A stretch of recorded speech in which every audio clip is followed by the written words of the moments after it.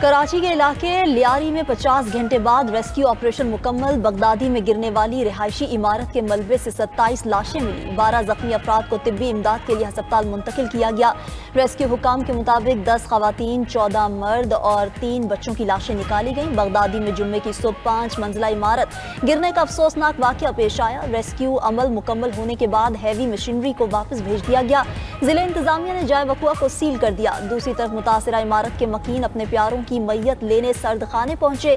हादसे में लुक्मा अजल बनने वाले अफराद की तदफीन मवाज गोट में की गई। लवाहिकीन ने शिकवा किया कि हुकूमत ने उनकी कोई दाद रसी नहीं की।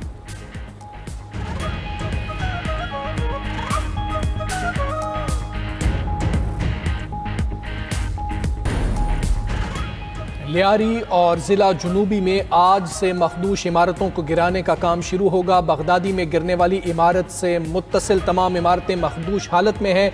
उन्हें गिराने के लिए आज से ग्रैंड ऑपरेशन का आगाज़ किया जाएगा। असिस्टेंट कमिश्नर लियारी शहरियार हबीब की 92 न्यूज़ से गुफ्तगू कहा कि ज़मीन बोस होने वाली इमारत के साथ वाली 2 इमारतों को फौरी गिराया जाएगा। इन इमारतों में बसने वाले अफराद अपने रिश्तेदारों के यहाँ चले गए। ज़िला जुनूबी में 51 इमारतें इंतहाई ख़तरनाक हैं। आज से उन पर एक्शन शुरू हो जाएगा। गैर कानूनी और नाकिस तामीरात करने वालों के खिलाफ कानूनी कार्रवाई की जाएगी।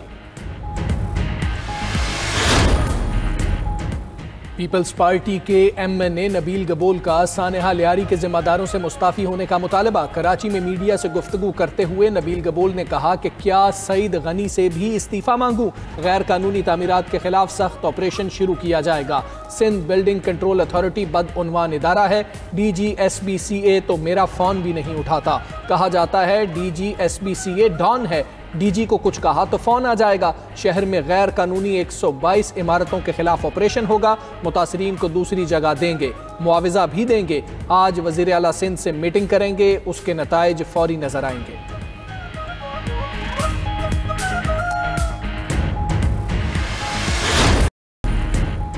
अमरीकी रियासत टेक्सास में तूफ़ानी बारिशों की तबाहकारियाँ। मुख्तलिफ हादसात में हलाकतों की तादाद 69 हो गई। दरियाए ग्वाडालूप में सैलाब। समर कैंप में मौजूद 27 लड़कियाँ लापता हो गई।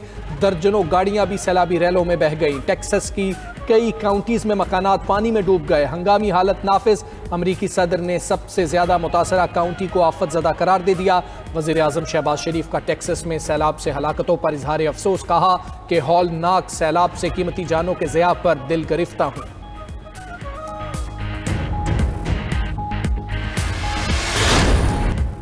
लाहौर के इलाके शादरा में कमसिन कार ड्राइवर ने 3 मोटरसाइकिलों को कुचल दिया। हादसे में एक नौजवान जान बहक और 2 अफराद जख्मी हो गए। मौके पर मौजूद शहरियों ने लड़के को पकड़कर पुलिस के हवाले कर दिया। हादसे की CCTV फुटेज सामने आ गई। दूसरी जानिब कराची में तेज रफ्तारी एक जान ले गई। शाहरा फैसल बलोच कॉलोनी पुल के करीब मोटरसाइकिलों टकराने से एक नौजवान जान बहक। लाश जिना अस्पताल मुंतकिल। मुतवफ़ी की शिनाख्त शहजाद वल्द फयाज अहमद के नाम से हुई।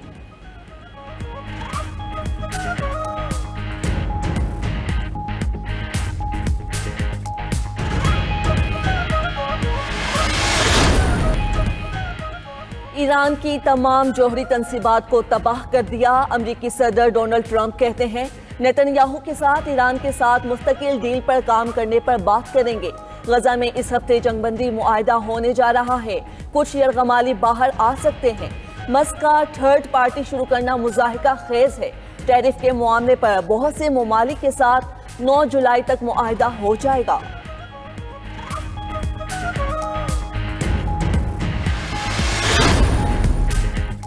अमरीका ने खुद मुख्तार मुल्क ईरान की जौहरी तंसीबात पर खुल्लम खुल्ला हमला करके खतरनाक मिसाल कायम की। चीनी वजीर खारजा वांग ई ने प्रेस में फ्रांसीसी वजीर खारजा के साथ मुश्तरका प्रेस कॉन्फ्रेंस में कहा कि अगर कोई जौहरी सानिया हुआ तो पूरी दुनिया इसकी कीमत अदा करेगी।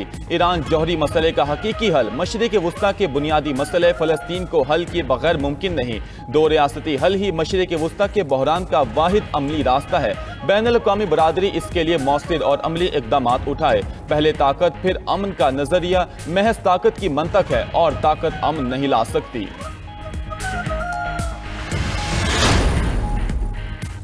ब्रिक्स की इसराइल और अमेरिका का नाम लिए बगैर ईरान पर हमलों की मजम्मत। ब्राजील के शहर रियो डी जनेरियो में ब्राजील, रूस, भारत, चीन और जनूबी अफ्रीका पर मुश्तमिल ग्रुप ब्रिक्स का 17वां इजलास। एलामिया में कहा गया कि 13 जून के बाद ईरान पर हमले बैनुल अक़वामी कानून की खिलाफ वर्जी थे। बयान में अमेरिका या इसराइल का नाम लेकर उनकी मजम्मत नहीं की गई।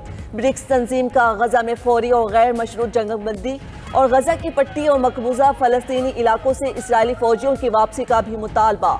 इजलास में तिजारती टैक्सेस में बेपनाह इजाफे को आलमी तिजारत के लिए खतरा करार दिया गया। हमास से मुज़ाकरात के लिए इस्राएली वफ्द कतर रवाना। इस्राएली वज़ीर आज़म अमरीकी सदर से मिलने वाशिंगटन चले गए। नेतन्याहू आज अमरीकी सदर डोनाल्ड ट्रंप से मुलाकात करेंगे। नेतन्याहू का कहना है कि गजा जंग सिर्फ हमास की मुकम्मल शिकस्त के बाद खत्म होगी।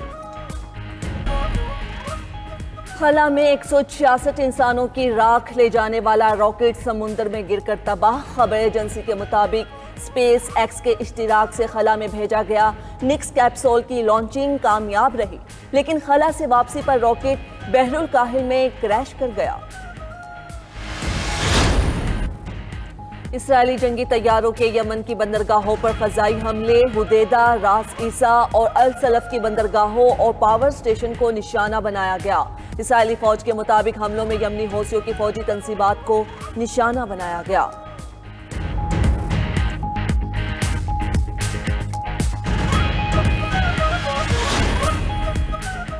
ब्रिक्स में ताउन बढ़ाने के लिए कौमी करेंसियों का इस्तेमाल अहम है। रूसी सदर पुतिन का कहना है ब्रिक्स ममालिक बेपनाह सियासी, इक्तसादी और इंसानी सलाहियत के मालिक हैं। ब्रिक्स ने कई मामलात में G7 जैसे इत्तेहाद को पीछे छोड़ दिया है।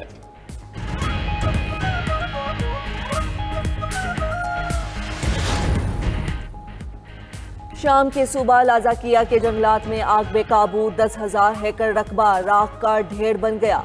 28 मुख्तलिफ मकामात पर लाखों दरख्त जल गए। तुर्किया और उर्दन की मदद से 100 से ज़ायद टीमें आग पर काबू पाने में मसरूफ। कतर में इसराइल और हमास के दरमियान जंग बंदी मुज़ाकरात का पहला दौर बेनतीजा खत्म। फलस्तीनी हुक्काम के मुताबिक मुज़ाकरात के लिए आए इसराइली वफ्द के पास हतमी मुआहिदे तक पहुंचने के लिए इख्तियारात नहीं थे। इसराइली मीडिया के मुताबिक हमास के ताज़ा तरीन मुतालबात इसराइली वफ्द के लिए काबिल कबूल नहीं थे।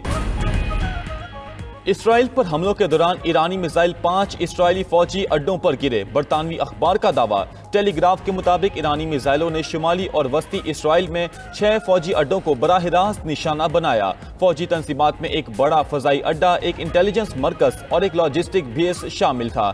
दूसरी जानिब इसराइली मीडिया का कहना है कि हमलों की तफसीलात के जरिए ईरान अपनी मिसाइलों की सलाहियत बेहतर कर सकता है, जिसकी वजह से इसराइली फौज के अड्डों और दीगर हसास तंसीबात पर हमलों की तफसीलात को सेंसर किया जाता है।